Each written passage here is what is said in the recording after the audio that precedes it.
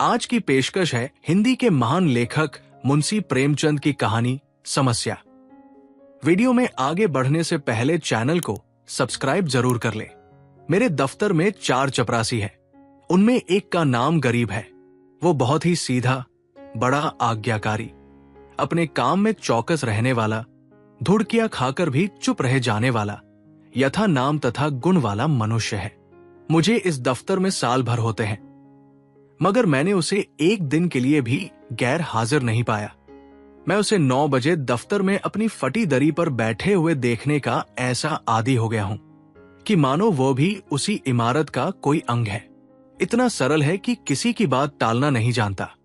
एक मुसलमान है, उससे सारा दफ्तर डरता है। मालूम नहीं क्यों।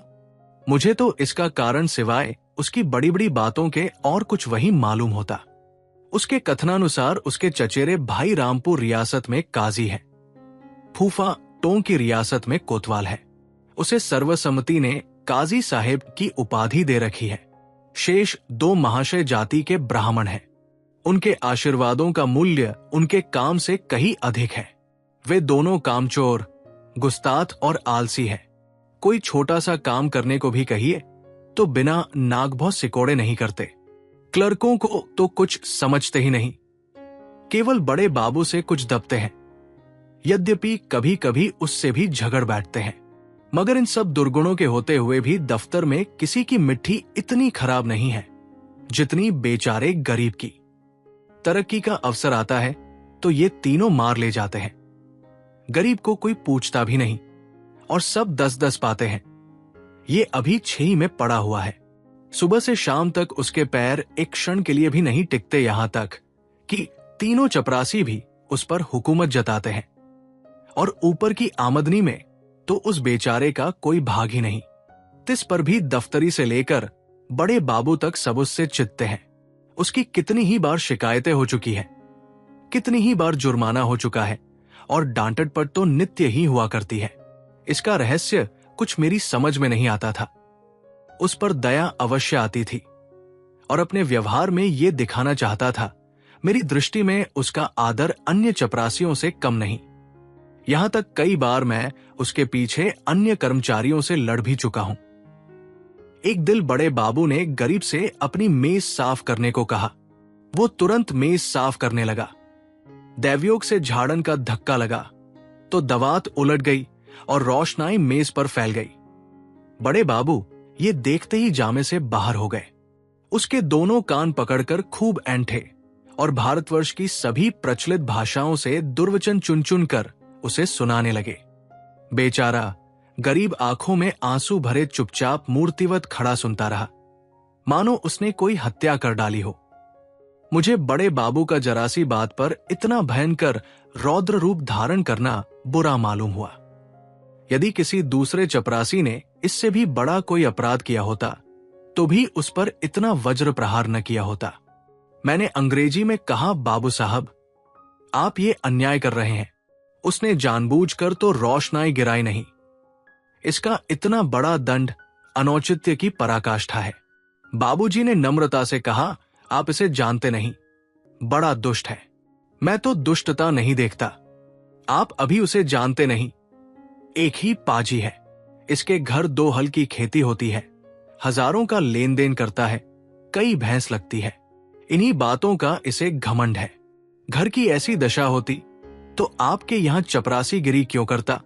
विश्वास मानिए, बड़ा टेढ़ा आदमी है और बला का मक्खी चूस। यदि ऐसा ही हो तो भी कोई अपराध नहीं है। अजी, अभी आप इन बातों को नहीं जानते।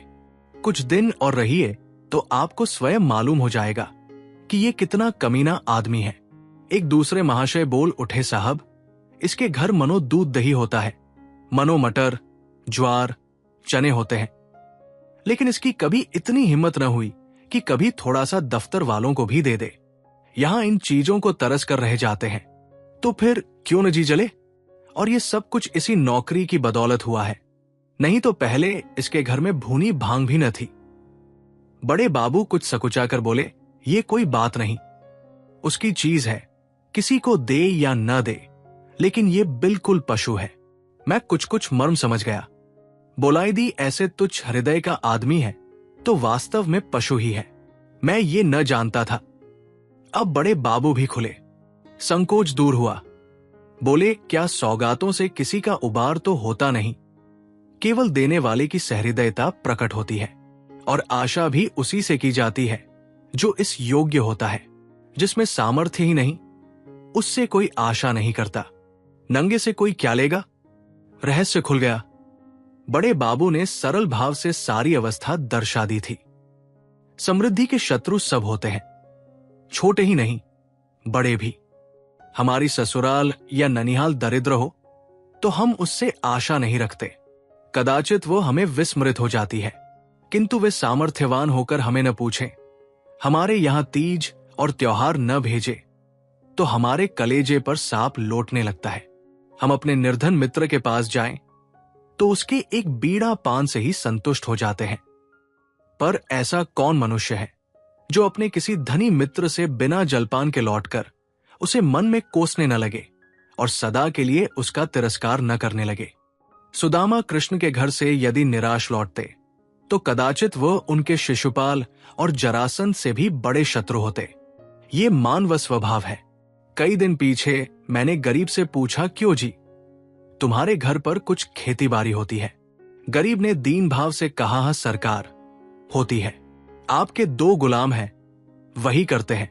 गाय भैंसे भी लगती है। जी हुजूर, 2 भैंसे लगती है, मुदा गायें अभी गाभिन नहीं है।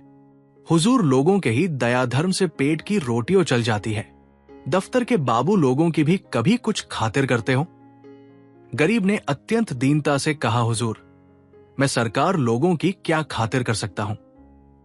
खेतों में जौ, चना, मक्का, जुवार के सिवाय और क्या होता है? आप लोग राजा हैं। ये मोटी मोटी चीजें किस मुंह से आपकी भेंट करूं? जी डरता है कहीं कोई डांट न बैठे कि इस टके के आदमी की इतनी मजाल। इसी के मारे बाबूजी, हिम्मत नहीं पड़ता, नहीं तो दूध दही की क्या बिसात थी। मुंह लायक बीड़ा तो होना चाहिए। भला एक दिल कुछ लाकर दो तो देखो लोग क्या कहते हैं। शहर में ये चीजें कहां मयस्सर होती हैं। इन लोगों का जी कभी कभी मोटी खोटी चीजों पर चला करता है। जो सरकार कोई कुछ कहे तो, कहीं कोई साहब से शिकायत कर दे तो मैं कहीं का ना रहूं। इसका मेरा जिम्मा है। तुम्हें कोई कुछ न कहेगा, कोई कुछ कहेगा तो मैं समझा दूंगा। तो हुजूर, आजकल तो मटर की फसल है, चने के साग भी हो गए हैं और कोल्हू भी खड़ा हो गया है।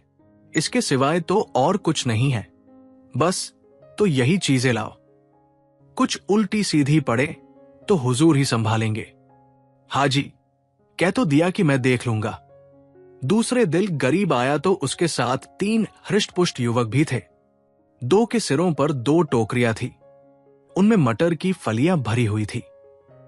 एक के सिर पर मटका था, उसमें ऊख का रस था। तीनों ऊख का एक एक बंडल कांख में दबाए हुए थे। गरीब आकर चुपके से बरामदे के सामने पेड़ के नीचे खड़ा हो गया। दफ्तर में आने का उसे साहस नहीं होता था, मानो कोई अपराधी है। वृक्ष के नीचे खड़ा था कि इतने में दफ्तर के चपरासियों और अन्य कर्मचारियों ने उसे घेर लिया। कोई ऊख लेकर चूसने लगा। कई आदमी टोकरों पर टूट पड़े। लूट मच गई। उतने में बड़े बाबू भी दफ्तर में आ पहुंचे। ये कौतुक देखा तो उग्र स्वर में बोले, क्या भीड़ लगा रखी है, अपना अपना काम देखो। मैंने जाकर उनके कान में कहा, गरीब अपने घर से ये सौगात लाया है, कुछ आप ले लीजिए, कुछ अन्य लोगों को बांट दीजिए। बड़े बाद ने कृत्रिम क्रोध धारण करके कहा, क्यों गरीब, तुम ये चीजें यहां क्यों लाए? अभी लौटा ले जाओ, नहीं तो मैं साहब से रपट कर दूंगा। कोई हम लोगों को मलूका समझ लिया है। गरीब का रंग उड़ गया, थर थर कांपने लगा। मुंह से एक शब्द भी न निकला। मेरी ओर अपराधी नेत्रों से ताकने लगा। मैंने उसकी ओर से क्षमा प्रार्थना की। बहुत कहने सुनने पर बाबू साहब राजी हुए। सब चीजों में से आधी आधी अपने घर भिजवाया, आधी में अन्य लोगों के हिस्से लगाए गए। इस प्रकार ये अभिनय समाप्त हुआ। अब दफ्तर में गरीब का नाम होने लगा।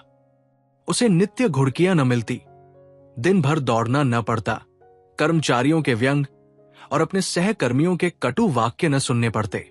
चपरासी लोग स्वयं उसका काम कर देते। उसके नाम में भी कुछ तब्दीली पैदा हुई। दीनता की जगह आत्मगौरव का उद्भव हुआ। तत्परता की जगह आलस्य ने ली। वो अब कभी देर करके दफ्तर आता, कभी कभी बीमारी का बहाना करके घर बैठा रहता। उसके सभी अपराध अब क्षम्य थे। उसे अपनी प्रतिष्ठा का गुर हाथ लग गया था। वो अब 10वें 5वें दिन दूध, दही आदि लाकर बड़े बाबू को भेंट किया करता। देवता को संतुष्ट करना सीख गया। सरलता के बदले अब उसमें काय्यामपन आ गया। एक रोज बड़े बाबू ने उसे सरकारी फार्मों का पार्सल छुड़ाने के लिए स्टेशन भेजा। कई बड़े बड़े पुलिंदे थे। ठेले पर आए। गरीब ने ठेले वालों से 12 आने पर मजदूरी तय कराई थी। जब कागज दफ्तर में गए तो उसने बड़े बाबू से 12 आने ठेले वालों को देने के लिए वसूल किए, लेकिन दफ्तर से कुछ दूर जाकर उसकी नीयत बदली। अपनी दस्तूरी मांगने लगा। ठेले वाले राजी न हुए। इस पर गरीब ने बिगड़कर सब पैसे जेब में रख लिए और धमकाकर बोला, अब एक भी कौड़ी भी न दूंगा। जाओ, जहां चाहे फरियाद करो, देखें क्या बना लेते हो।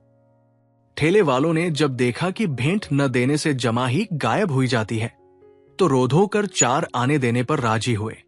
गरीब जे अठन्नी उनके हवाले की। 12 आने की रसीद लिखवा कर उनके अंगूठे के निशान लगवाए और रसीद दफ्तर में दाखिल हो गई। ये कौतूहल देखकर मैं दंग रह गया। ये वही गरीब है जो कई महीने पहले सरलता और दीनता की मूर्ति था, जिसे कभी चपरासियों से भी अपने हिस्से की रकम मांगने का साहस न होता था, जो दूसरों को खिलाना भी न जानता था। खाने का तो जिक्र ही क्या। ये स्वाभावातन देखकर अत्यंत खेद हुआ। इसका उत्तरदायित्व किसके सिर था? मेरे सिर, जिसे उसने चग्गड़पन और धूर्तता का पहला पाठ पढ़ाया था। मेरे चित्त में प्रश्न उठा, इस काय्यामपन से जो दूसरों का गला दबाता है, वो भोलापन क्या बुरा था? जो दूसरों का अन्याय सह लेता था, वो अशुभ मुहूर्त था जब मैंने उसे प्रतिष्ठा प्राप्ति का मार्ग दिखाया, क्योंकि वास्तव में वो उसके पतन का भयंकर मार्ग था। मैंने बाह्य प्रतिष्ठा पर उसकी आत्म प्रतिष्ठा का बलिदान कर दिया।